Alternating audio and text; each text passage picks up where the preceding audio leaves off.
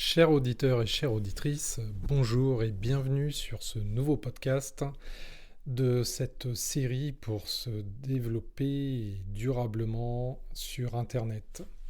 Alors je vous propose sans tarder de vous présenter les principales sources d'informations auxquelles vous devriez vous abonner pour réaliser votre veille sur Internet. C'est très important que vous soyez le plus ou la plus informé possible sur le sujet puisque vous allez être confronté tous les jours à un nouveau monde qui est celui du digital et qui évolue très vite. Donc il est important que vous puissiez vous y adapter et bien sûr vous adapter aux tendances, aux outils, aux fonctionnalités qui pourront croiser votre chemin. Alors, comme on dit, un entrepreneur averti en vaut deux, il est donc crucial de bien s'informer. J'aimerais vous mettre en mémoire quelques chiffres clés. Aujourd'hui, on peut compter un peu plus d'1 milliard de sites internet dans le monde. Donc vous imaginez, c'est un petit peu comme regarder la Voie lactée en soirée d'été.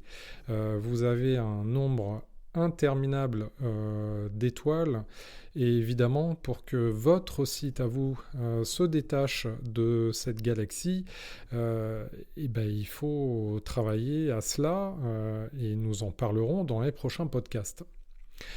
Précisément, nous avons à peu près 200 000 sites e-commerce actifs référencés en France.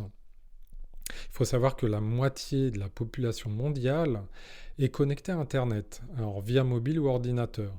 Donc dans les pays en voie de développement, le mobile est beaucoup plus utilisé que l'ordinateur qui d'ailleurs décline, même en France, puisqu'on a à peu près 50% à ce jour de connexion mobile sur Internet.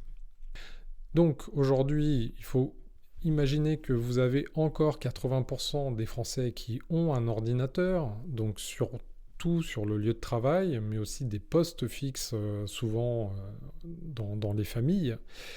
Mais vous avez quasi 80% des Français qui sont équipés de smartphones. Donc quand même 88% ou quasi 90% des Français sont connectés à Internet.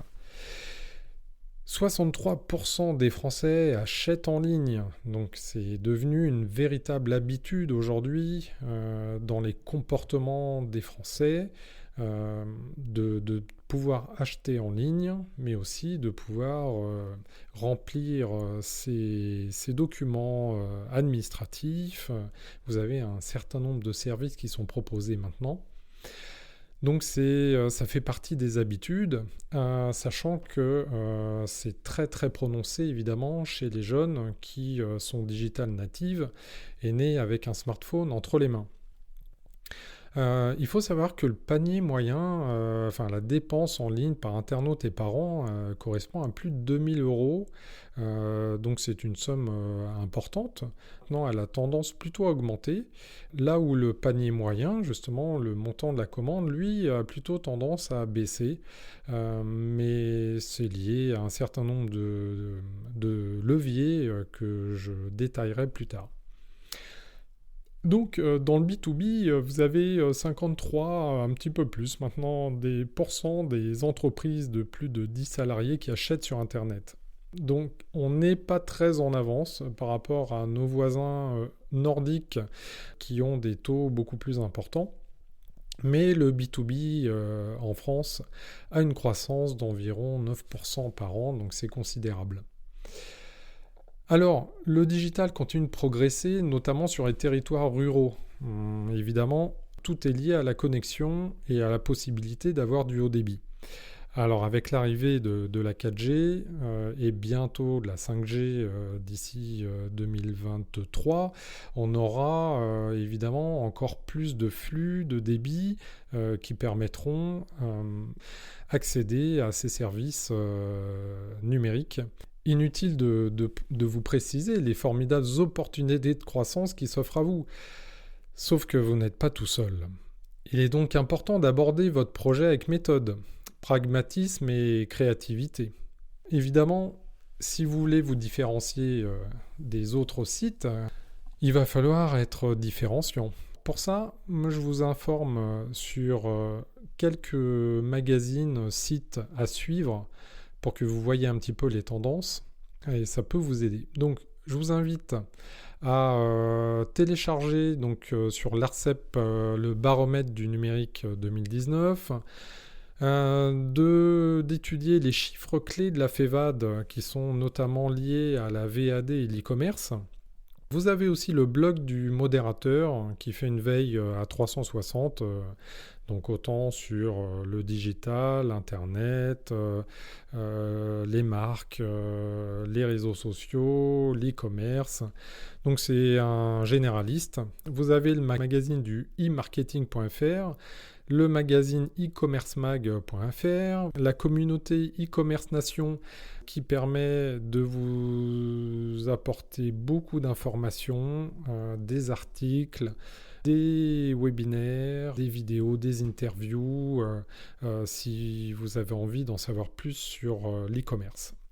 Vous avez DAF Magazine, Stratégie, et puis vous trouvez aussi des études gratuites et payantes, donc sur Créatest, sur l'INSEE.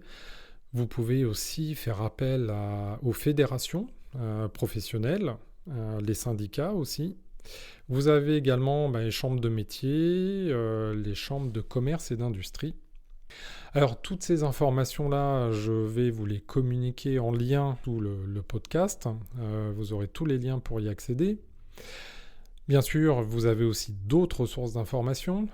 Là, c'est simple. Vous utilisez LinkedIn, Twitter aussi. Alors, ça vous apporte des flux d'informations en temps réel. Maintenant, vous avez donc la possibilité avec les hashtags de pouvoir saisir des mots-clés et suivre la thématique qui vous intéresse en particulier. Je vous invite aussi à vous abonner à des groupes actifs liés à votre savoir-faire, mais aussi à vos clients potentiels pour bien comprendre leurs attentes. Donc n'hésitez pas à rejoindre ces groupes-là sur Facebook, sur LinkedIn, sur des forums, puisque le forum n'est pas mort, contrairement à ce qu'on peut penser, surtout sur des passionnés. Donc allez-y, vous aurez énormément d'informations très très utiles, à condition que vous ayez réellement une niche, c'est-à-dire un ciblage très précis des clients pour votre future activité. Vous pourrez également suivre des blogueurs, c'est pas ce qui manque. Donc là, je vous invite à faire des recherches sur Google ou d'aller sur les réseaux sociaux. Vous pouvez vous abonner bien sûr aux newsletters.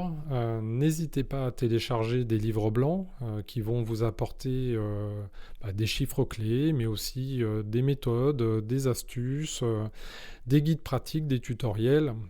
Et puis, ce qui est important, c'est de vous approprier déjà toutes ces sources d'informations plutôt généralistes. En avançant dans les podcasts, je vous proposerai bien sûr des sources d'informations beaucoup plus ciblées. Bien sûr, il faut avoir des sources d'informations fiables. Donc, faites confiance aux sites français. Maintenant, parfois, ils vont trouver des informations qui viennent beaucoup d'études américaines. Le marché américain est assez proche du nôtre, mais vous avez quand même des différences culturelles. Moi, je vous invite vraiment à trouver des sources d'informations liées à votre secteur d'activité pour vous imprégner des opportunités avec le digital notamment. Questionnez aussi des acteurs de votre secteur d'activité, sollicitez-les via LinkedIn, vous pourrez identifier leurs forces et leurs faiblesses. Donc toutes ces informations vous seront bien utiles. Alors dans le prochain podcast, j'évoquerai avec vous le business plan digital et le Lean Startup pour commencer à avancer sur la concrétisation de votre projet. Voilà, c'est terminé pour ce podcast. Je vous dis maintenant à très vite et portez-vous bien.